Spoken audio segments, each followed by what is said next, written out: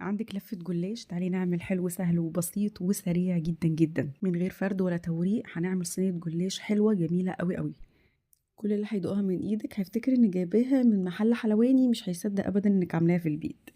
ربنا نسمي الله ونصلي على رسول الله عليه افضل الصلاة والسلام، ونبتدي الفيديو بتاعنا على طول. بسم الله الرحمن الرحيم.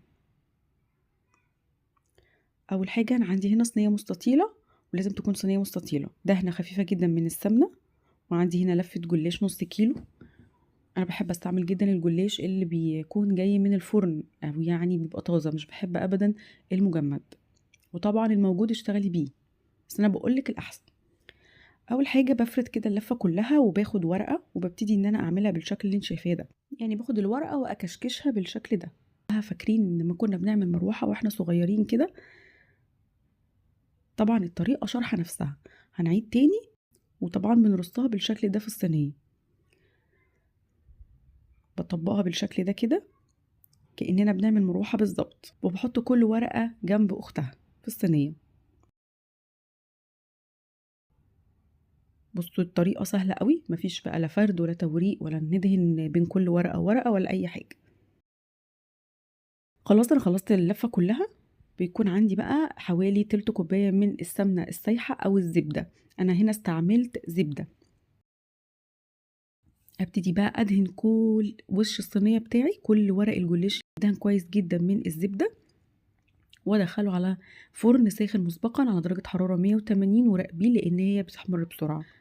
وعلشان اعمل التشريبة او التسقية اللي هتطري لي بقى الجلاش بتاعنا، هيكون عندي كوبايتين من اللبن، وباكت واحد من الكريم كراميل، وكمان تلت كوبايه من السكر، بس المقطع ما كانش موجود، بس حطي تلت كوبايه من السكر ورشه فانيليا صغيره.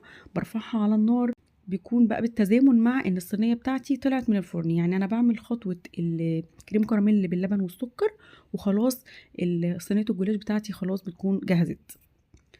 اخد اللبن بالكريم كراميل وهو سخن، وكمان الصينيه كمان جلاش سخن، وابتدي ان انا اشرب الجلاش بالتشريبه التحفه دي وهي سخنه. يعني السائل سخن والجلاش بتاعي سخن. هساوي بقى اي مكان مفهوش تشريبه، وهغطي الصينيه بتاعتي علشان تبتدي تطرى. وبعد حوالي ربع ساعه بقطعها وبقدمها، وبتكون دافيه شويه، بيكون طعمها حلو جدا وهي دافيه. ولما بتبرد كمان بتطرى اكتر واكتر.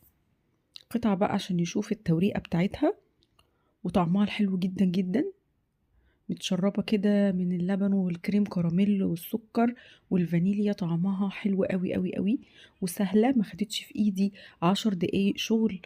سهلة جدا يا جماعة. ممكن كمان لو حابين تسكروها اكتر، بيكون جاي مع الكريم كراميل كيس من السكر المكرمل اللي هو الكراميل. عايزاكم تجربوها وتقولوا لي رأيكم في الكومنتات. بس كده، ده كان فيديو النهارده. اتمنى يكون فيديو النهارده عجبكم. لو عجبكم الفيديو لايك وشير، سبسكرايب للقناه لأول مرة بتشوفوني. اشوفكم على خير ومع السلامة.